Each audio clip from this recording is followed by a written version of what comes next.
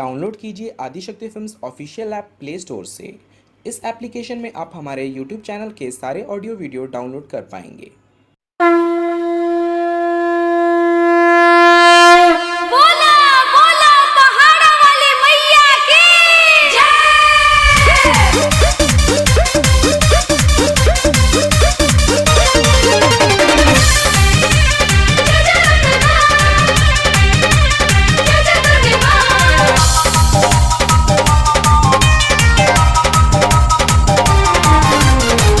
हरिहरनी मिया के शीतली शीतल बाट छैया हो बाट छैया।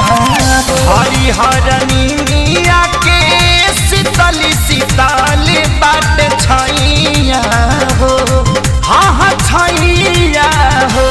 त झुलुआ झूला तारी तारी मिया मैया हो। झूला झूला तारी तारी मैया मैया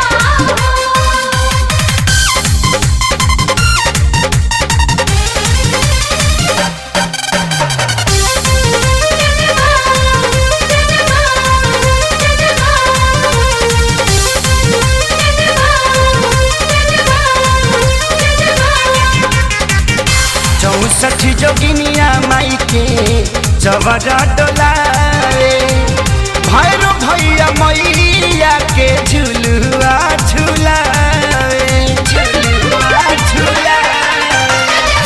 चौसठ जोगिनिया माई के जबरा डोलाए भैरो भैया मैया के झुलुआ झुलाए। लागेला पियसिया तबा पनिया पिया रे मालिन बिटुइया हो हाँ बिटुइया हो। त झुलुआ झूला तारी तारी मिया मैया हो। झूला झूला तारी तारी मैया मैया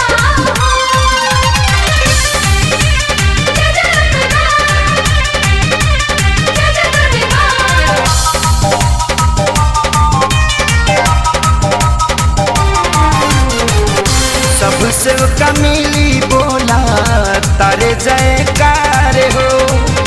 अद्भुत दृश्य देखे गौवा जाबारे गो गौवा जाबारे गो। सबसे कमिली बोला तारे जयकार हो। अद्भुत दृश्य देखे गौवा जाबारे गो। पवन खेसारी शंकर पड़ता रे मैया के पैया हो हाँ हाँ पैया हो। त झुलुआ झूला तारी तारी मिया मैया हो। झूला झूला तारी तारी मैया मैया हरिहरनी मिया के शीतली शीतल बाट छैया हो हाँ हाँ छैया हो। त झुलुआ झूला तारी